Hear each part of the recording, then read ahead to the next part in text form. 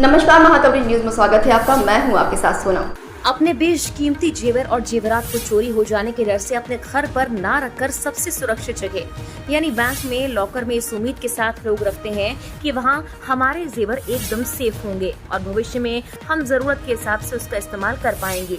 लेकिन अब शायद बैंक के लॉकर्स भी हमारे कीमती जेवरात सुरक्षित नहीं रख सकते, क्योंकि एमपी के शहडोल जिले के यूनियन बैंक ऑफ इंडिया बुढ़ाड़ शाखा से हैरान कर देने वाला मामला सामने आया, जहां बैंक के लॉकर में रखे उपभोक्ता के 20 लाख से ज्यादा के जेवरात गायब हैं।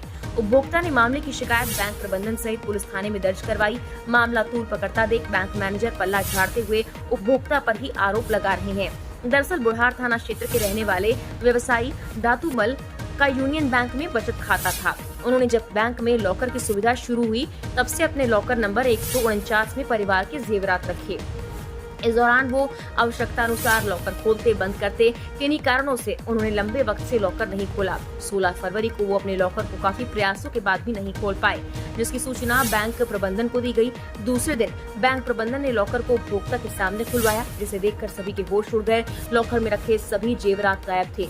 उन्होंने बैंक प्रबंधन से ज्वेलरी गायब होने की वजह पूछी तो बैंक प्रबंधन पल्ला झाड़ते हुए उपभोक्ता को जिम्मेदार ठहराने लगा। इसके बाद इसकी शिकायत उपभोक्ता ने पुलिस में दर्ज करवाई। इस मामले को लेकर बैंक प्रबंधन की बड़ी लापरवाही सामने आई। बता दें कि जब किसी उपभोक्ता का लॉकर खराब होने की स्थिति में उसे तोड़वाया या फिर किसी अन्य सोर्स से खुलवाया जाता है, इस दौरान बैंक की ओर से उसकी पूरी वीडियोग्राफी कराई जाती है, जो कि यूनियन बैंक के जिम्मेदारों ने नहीं करवाई, अब जो संदेह के घेरे में आ गई है।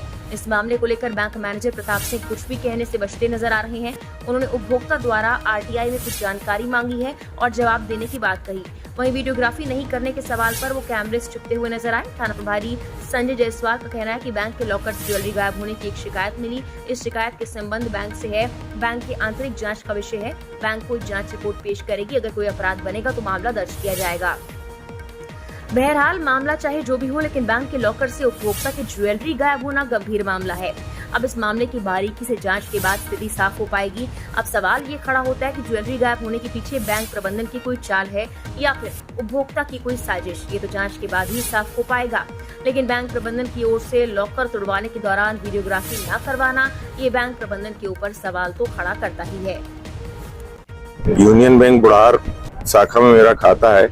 मेरा नाम दातूमल विशनदासानी है, पिता स्वर्गीय श्री मुरलीधर विशनदासानी, जिसके एवज में मैंने 149 नंबर का लाकर भी ले रखा था, जिसमें मैंने अपनी पत्नी के और माँ के गहने रखे थे, जो कि मेरे को बिटिया की शादी के लिए रखा हुआ था, जो 2010 में हमने रखा था, सही सलामत रखा था। लेकिन अभी बीच में कुछ समस्याओं की वजह से हम किराया नहीं जमा कर पाए थे और हम उस वजह से बैंक नहीं आ रहे थे। 2023 में हमारा किराया ओके हम जान गए खोलने 17 फरवरी को, तो वह मेरा लाकर खाली पाया गया।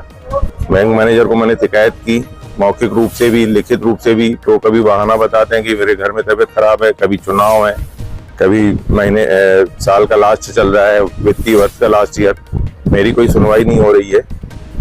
तो वह थाने में भी मैंने शिकायत की है। थानेदार भी बोलते हैं कि हमारा मामला नहीं है, बैंक का मामला है।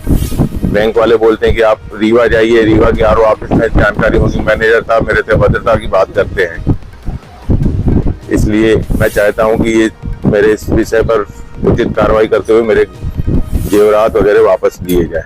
उन्होंने कंप्लेंट दी गई है और उनके द्वारा तो आरटीआई के थ्रू उन्होंने मांगा है जवाब, तो हमारे जांच चल रही है और आरटीआई भी दे रहे हैं। हमने रीजनल ऑफिस देंगे, तो रीजनल ऑफिस को सारा डाटा हमने भेज दिया, तो उनके थ्रू अभी दे दिया जाएगा। तो यहाँ लगा है, वो आरटीआई में सब जवाब मांगा है, वो भेज दिया। फरियादी के द्वारा एक लिखित शिकायत पत्र थाने में दिया गया है, जो कि बैंक के आंतरिक जांच का विषय है। यदि भविष्य में बैंक के द्वारा कोई जांच रिपोर्ट पेश की जाएगी, इस पर अपराध बनेगा, तो निश्चित रूप से एफआईआर दर्ज की जाएगी।